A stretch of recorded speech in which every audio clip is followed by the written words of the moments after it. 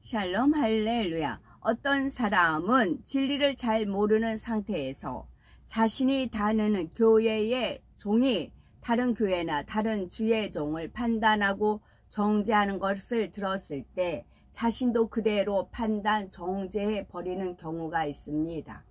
이런 경우는 비록 어떤 악의가 있어서 그렇게 행한 것은 아니었다 해도 마지막 심판 날에 그 행함에 대해서 그냥 넘어갈 수 있는 것이 아니지요. 마음이 선한 사람이라고 하면 자신이 직접 보고 들은 것이 아닌 것에 대해서 그처럼 판단 정죄하지도 않았겠지만 설령 진리를 전혀 모르는 초신자 때 그렇게 행한 것이었다 해도 그 이후로 얼마든지 자신의 잘못을 깨닫고 돌이켜 회개할 기회가 있기 때문입니다. 신앙생활을 하면서 점차 진리를 알게 되면 예전에 자신이 했던 말과 행동이 너무나 악한 것이었다는 사실을 당연히 깨달을 수가 있지요. 그때라도 예전의 잘못을 회개하면 될 텐데 그렇지 않고 끝까지 회개하지 않은 채로 마지막 심판날에 백보자 앞에 서게 되었다면 그때는 단지 예전에 제가 진리를 잘 몰라서 그랬습니다 라고 하는 이 한마디 말로 넘어갈 수 있는 것이 아닙니다. 마태복음 12장 36절에 내가 너희에게 이르노니 사람이 무슨 무익한 말을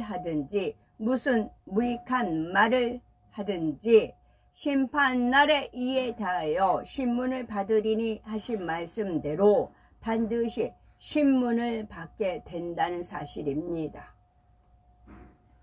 그러니 이 땅에서 신앙생활하는 동안에 어떤 교회에 속해서 신앙생활을 하고 어떤 주의 종을 머리로 삼아 가르침을 받느냐 하는 것이 얼마나 중요한지를 깨달아야 합니다. 그 선택 여하에 따라 영혼이 잘되며 더 좋은 천국을 침례에 들어갈 수도 있고 반대로 소경된 인도자의 이끌림을 따라가다가 함께 구덩이에 빠질 수가 있기 때문입니다. 여기서 그 목사님에 따라서 그런다고 하는데 예외적인 것이 무엇이냐면 하나님께서 그 영혼이 정말 하나님 말씀대로 살려고 하고 그 목사님이 잘못된 가르침이라는 것을 하나님 진리의 말씀으로 분별이 되잖아요. 그럼 그 목사님에 대해서는 기도하고 하나님 그 영혼을 직접 인도를 해주세요. 그 목사님, 주님보다 그 목사님을 사랑하면 그 목사님으로 따라가지만 그 목사님보다 주님을 더 사랑하면 주님의 가르침을 받아요. 이 목사님이 내 양떼야 고집을 하면은 이 양떼들이 크지를 못해요.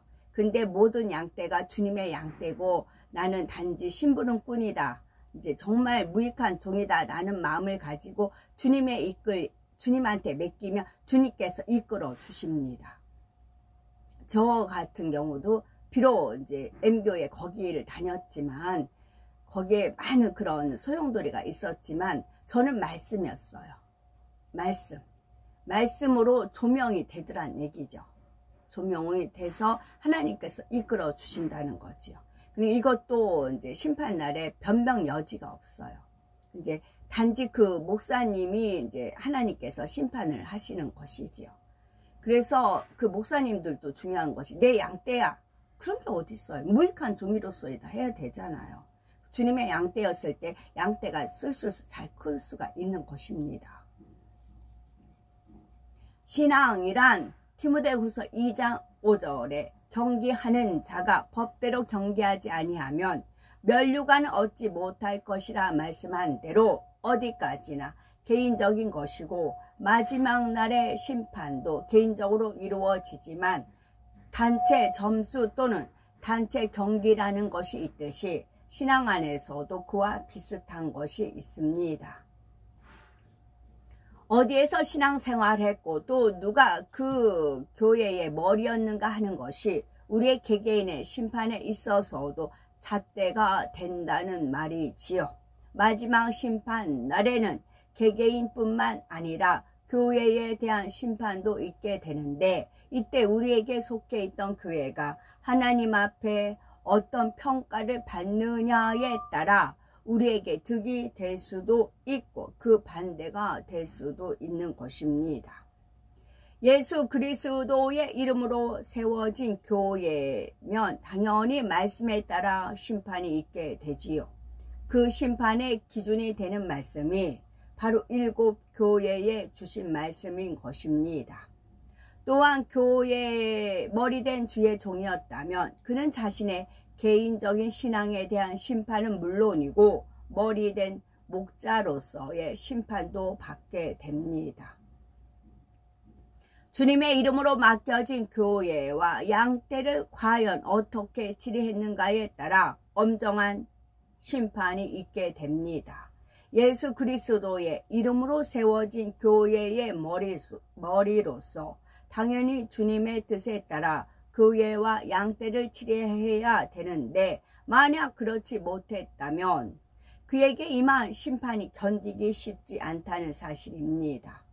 더욱이 예수 그리스도의 이름으로 세운 교회가 하나님의 영광을 가리고 거짓되게 행했다면 정확한 공의에 따라 반드시 심판을 받게 됩니다. 적당히 대충 심판이 이루어지는 것이 아니라 하나님의 말씀에 비추어서 너무도 정확하고 분명하게 심판이 이루어집니다. 야고보서 3장 1절에 사도 바울은 내 형제들아 너희는 선생된 우리가 더 큰 심판 받을 줄을 알고 많이 선생이 되지 말라 말씀하고 있습니다. 마태복음 18장 6절에는 누구든지 나를 믿는 이 소자 중 하나를 실족해 하면 차라리 연자 맷돌을 그 목에 달리우고 깊은 바다에 빠뜨리우는 것이 나으니라 하셨는데, 하물며 교회의 머리가 되어서 많은 영혼들까지 함께 사망의 길로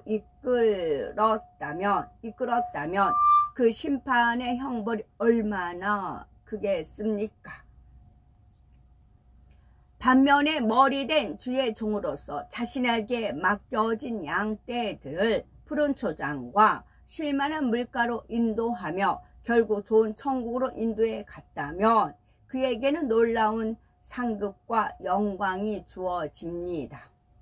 주님의 오른손에 있는 7별의 비밀과 7금 촛대라는 말씀에는 바로 이러한 여러 가지 의미들이 담겨 있는 것입니다. 7 교회에 주시는 말씀 안에는 신구약에 있는 말씀을 종합하여 과연 어떤 교회가 주님의 칭찬을 받으며 반대로 어떤 교회가 주님의 책망을 받는지가 잘 담겨져 있습니다. 그리고 이 말씀들을 잘 들으면 지금 내 자신의 교회가 어떤 부류에 속하였는지도 깨달을 수가 있지요. 7 교회에 대한 말씀은 하나님을 믿는 모든 성도 개개인의 신앙 상태를 점검하고 신앙을 바로 세우기 위해서 필요한 신앙생활의 길잡이라 할 수가 있습니다. 하지만 주님께서 이처럼 7 교회에 대한 말씀을 통해 아무리 칭찬받는 교회가 될 수 있는 길을 밝히 제시해 주셨다 해도 나 스스로가 어떤 선택을 하느냐에 따라 결과는 전혀 달라질 수가 있다는 사실입니다. 우리는 앞으로 증거되는 말씀을 잘 듣고 정령 마음의 양식 삼을 수 있기 바라고, 주님께서 책망하신 내용들 중에 혹여라도 내 자신에게 해당되는 것이 있는지 아는가 돌아보시기 바라면서 발견되는 것이 있다면 더 이상 지체 말고 즉시로 돌이켜 말씀대로 행하심으로 이번 기회가 우리의 신앙을 확실히 반석 위에 세우는 축복의 시간이 되셨으면 좋겠습니다. 이 말씀을 듣는 모든 교회들과 주의 종들도 마지막 날에는 반드시 교회와 그 교회의 머리에 대한 정확한 심판이 있음을 깨달으셔서 그날에 주님 앞에 칭찬받는 교회와 주의 종들로서 온전히 변화되어 나오셔야 되겠습니다. 요한계시록 2장 1절을 보면 에베소 교회의 사자에게 편지하기를 오른손에 7 별을 붙잡고 7 금 촛대 사이에 다니시는 이가 가라사대 했습니다. 여기서 에베소 교회의 사자란 에베소 교회를 치리하고 있는 목자를 의미하지요. 그리고 에베소 교회의 사자에게 편지를 보내신 분은 바로 주님이십니다. 그런데 주님에 대해서 표현하기를 오른손에 7 별을 붙잡고 7 금 촛대 사이에 다니시느니라 했습니다. 이는 간단히 말해서 주님의 이름으로 세워졌고 주님께서 친히 능력으로 붙들고 계신 교회와 주의 종들이 바로 정확한 공의의 잣대가 되어진다는 의미입니다. 마지막 날에 주의 이름으로 세워진 교회들과 주의 이름으로 행했다고 하는 모든 일들에 대해 공의 가운데 심판이 이루어질 때 바로 주님께서 세우시고 보장하신 교회와 주의 종들이 심판의 기준이 되어진다는 사실입니다. 주님의 오른손에 붙들린 7 교회란 처음으로 세워진 초대 교회로부터 시작해서 장차 주님께서 재림하실 때까지 세워지는 모든 교회들 가운데서 주님 앞에 합당한 교회들을 총칭하는 의미입니다. 이러한 교회들은 하나님의 말씀 안에 살아감으로 늘 성령이 충만하고 사랑이 넘치며 하나님께서 함께 하시는 역사가 나타납니다. 이 땅에 존재하는 모든 교회들이 바로 이러한 교회가 되어야 하는 것이며 교회를 담당하는 머리된 주의 종들 역시 주님의 능력의 오른손에 붙잡힌 바가 되어야 하지요. 주인 되시는 아버지 하나님께서 친히 주관하시고 인도에 가실 수 있는 그러한 종들이 되어야 하는 것입니다. 이렇게 하나님께서 인정하시는 종이 되면 그는 하나님께서 친히 보장하십니다. 그래서 만약 이러한 주의 종들을 헐뜯거나 시시비비하고 판단하게 되면 그것이 곧 우리 주님에 대한 것임을 알아야 합니다. 주님께서 7 금촛대 사이를 다니신다 했는데 7 금촛대란 바로 7 교회이고 촛대 안에 있는 초는 성도들을 의미합니다. 초의 불이 켜짐으로써 어둠을 비추는 것 같이 하나님을 믿는 성도들의 모임인 교회가 성령 충만하고 진리 안에 살아갈 때 빛을 발하게 됩니다. 참 믿음을 소유한 성도라면 하나님의 말씀대로 빛 가운데 살아감으로 이러한 성도들이 함께하는 교회를 통해 수많은 사람들이 어둠에서 빛으로 나와 구원에 이를 수가 있는 것이지요. 주님께서 이러한 교회들을 찾으시기 위해서 지금도 불꽃 같은 눈동자로 두루 운행하시며 모든 교회들을 감찰하고 계시다는 사실입니다. 7 교회에 주시는 말씀은 시공을 초월하여 이 땅에 존재하는 모든 교회들에게 해당하는 말씀이기 때문에 7 교회 각각에 해당하는 모델을 지금 존재하는 교회들 중에서 찾아볼 수가 있습니다. 오늘날 존재하는 교회들 중에서 에베소 교회에 해당하는 교회는 그럼 어떤 교회일까요? 본문을 하나하나 살펴볼 때 과연 어떤 교회가 에베소 교회와 같은 유형에 해당하는지 진리로 잘 분별해 보시기 바라고, 그렇다 하여서 어느 교회구나 라고 판단하지 마시고 혹여 우리가 섬기는 교회에는 에베소 교회와 같은 모습은 없는지, 또한 내 자신에게는 그러한 모습이 없는지 돌아보는 은혜의 시간이 되시길 바랍니다. 주님께서 에베소 교회의 칭찬에 해당하는 말씀을 주셨습니다.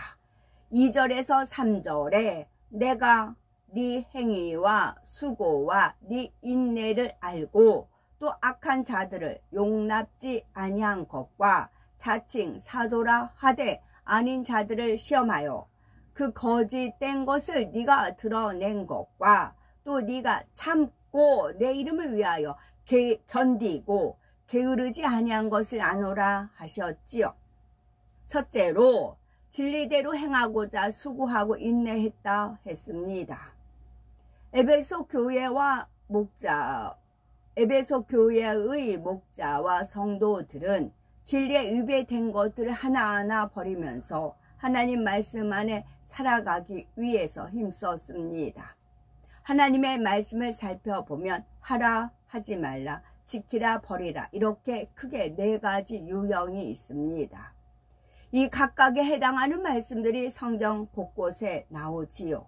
이러한 진리의 말씀대로 행하려면 수고와 인내가 따르게 됩니다. 히브리서 12장 4절에 보면 너희가 죄와 싸우되 아직 피 흘리기까지는 대항치 아니하고 하여서 죄를 싸워 버리기 위해서는 피 흘리기까지 죄와 대항하여 싸워야 할 것을 말씀하고 있습니다.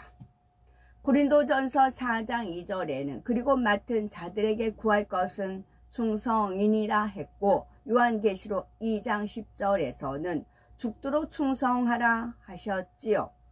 이처럼 마음 안에 있는 죄악을 벗기 위해서 죄를 피 흘리기까지 싸우고 또한 맡겨진 사명을 온전히 감당하려면 당연히 수고가 따르게 되고 이렇게 수고하다 보면은 인내도 따르게 됩니다.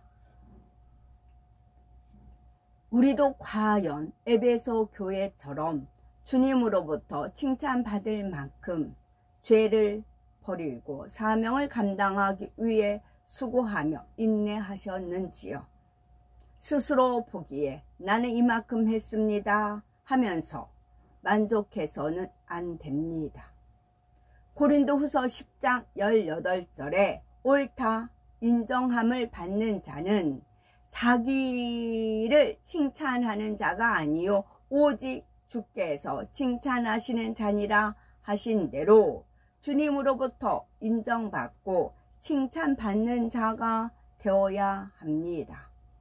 그렇다 하여서 칭찬받기 위한 목적으로 죄를 버리고 충성하라는 의미가 아니라 우리가 주님께 받은 명령을 다 행한 후에라도 도리어 나이 하여야 할 일을 한 것뿐이라 라고 고백할 수 있는 무익한 종의 마음이 되어야 하는 것입니다. 그럴 때 진정 주님의 칭찬받는 교회와 성도들이 될 수 있는 것이지요. 에베소 교회는 주님 앞에 이처럼 칭찬받을 수 있을 만큼 진리를 행하기 위해서 수고하고 인내했으므로 주님께서는 이런 에베소 교회를 향해 내가 네 행위와 수고와 네 인내를 안다 하시며 그들의 수고와 인내를 칭찬하고 계십니다. 두 번째로 주님께서는 에베소 교회의 악한 자들을 용납지 아니한 것을 칭찬하셨습니다. 어떤 분들은 진리를 잘못 이해해서 교회는 사랑을 실천하는 곳이니까 죄를 지어도 무조건 용납해야 하지 않느냐라고 생각을 하기도 합니다. 그러나 진정한 사랑을 지닌 부모는 가정에서 자녀가 죄를 짓고 탈선하게 되면 그것을 무조건 용서하며 용납하는 것이 아니라 오히려 매를 때려서라도 바로 잡으려고 합니다. 이는 주 안에서도 마찬가지이지요. 물론 주 안에서는 7번에 7번까지라도 용서하며 어찌하든 참고 인내하여 상대가 진리로 변화되기를 기다려 주어야 하지요. 그리고 이 말이 번연히 상대가 사망으로 가고 있는 것을 알면서도 그대로 놔두라는 의미가 결코 아닙니다. 마태복음 18장 15에서 17절에 네 형제가 죄를 범하거든 가서 너와 그 사람과만 상대하여 권고하라. 만일 들으면 네가 네 형제를 얻은 것이요 만일 듣지 않거든 한두 사람을 데리고 가서 두세 증인의 입으로 말마다 증참게 하라. 만일 그들의 말도 듣지 않거든 교회에 말하고 교회의 말도 듣지 않거든 이방인과 세리와 같이 여기라 말씀하고 있습니다. 상대의 허물을 덮어주며 어찌하든 용서하고 품기 위해 노력해야 하지만 그럼에도 불구하고 계속해서 돌이키지 않으며 교회의 말까지도 듣지 않는다면 그런 사람은 이방인과 세리같이 여기라 하셨습니다. 이는 사랑이나 궁일이 없어서가 아니라 그런 사람을 무조건 용납하며 계속 두었다가는 차치 다른 사람들까지 범죄에 물들어감으로 교회 전체에 악영향을 줄 수가 있기 때문입니다. 에베소 교회는 이처럼 악한 사람을 용납하지 않았고 주님께서는 이에 대해서 칭찬하셨다는 사실입니다. 그런데 에베소 교회가 나중에는 주님으로부터 책망을 듣게 됩니다. 왜 그렇게 된 것일까요? 하나님께서는 베드로전서 1장 16절에 내가 거룩하니 너희도 거룩할지어다 명령하고 계십니다. 그런데 꼭 이 명령이 아니라 해도 우리가 거룩해져야 하는 분명한 이유가 있습니다. 하나님께서는 우리의 죄를 대속해 주시기 위해 독생자까지 내어주셨고 예수님께서는 우리를 위한 화목 제물이 되어서 십자가에 달려 돌아가시기까지 우리들을 향한 사랑을 나타내 주셨습니다. 또한 성령을 우리 가운데 보내주심으로 성령께서는 지금도 말할 수 없는 탄식으로 영혼들을 위해서 대신 간구하고 계시며 의와 진리 가운데로 인도하고 계십니다. 이러한 삼위일체 하나님의 사랑을 안다면 결코 더 이상 어둠 가운데 살아서는 안 됩니다. 거룩한 하나님의 자녀들이 모인 교회 역시 당연히 진리의 거룩함 가운데 있어야 합니다. 그러니 주님의 몸된 교회 안에 결코 악을 용납해서는 안 되지요. 그런데 오늘날 현실을 보면 교회 안에서 악을 행하는 일이 있어도 그것을 책망하고 다스리는 것이 아니라 오히려 쉬쉬하며 용납하는 경우가 많습니다. 혹여 성도들이 죄를 지적받으며 교회를 떠나 부흥의 지장을 초래할까 염려하거나 또는 부와 권세와 타협하다 보니 죄를 용납하게 되는 것이지요. 그러나 교회의 역할이 무엇입니까? 구원받은 하나님의 자녀들이 더 이상 죄 가운데 거하지 않고 어둠에서 나와 진리 가운데 살아가도록 가르치는 것입니다. 한 영혼이라도 더 천국으로 인도하는 것이지요. 그러므로 하나님의 뜻이 아니요 하나님 앞에 죄가 되고 사망으로 가는 일이라면 단호히 지적하고 가르쳐서 돌이키게 해야 합니다. 그렇다 하여서 단에서 말씀으로 찌르고 치라는 뜻이 아니지요. 오직 판단하실 이는 하나님 한 분뿐이시므로 우리는 다만 하나님의 말씀에 비추어 사랑과 긍휼의 마음으로 권면하고 독려하여 어찌하든 진리 가운데로 인도해야 합니다. 이처럼 늘 하나님 뜻 안에서 인도받는 우리 모두의 교회와 우리 모두가 되셔야 되겠습니다. 아멘.